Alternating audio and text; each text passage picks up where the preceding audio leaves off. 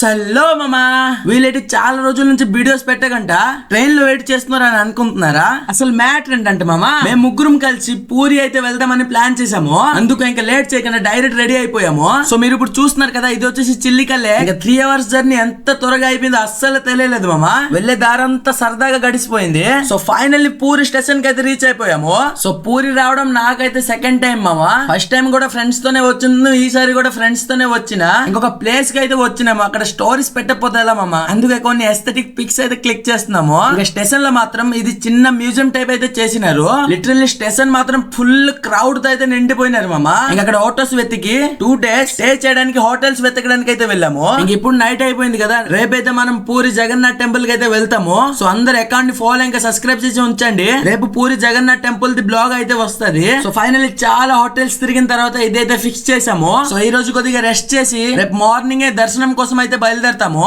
So video అంతా చూసినందుకు thanks మామా.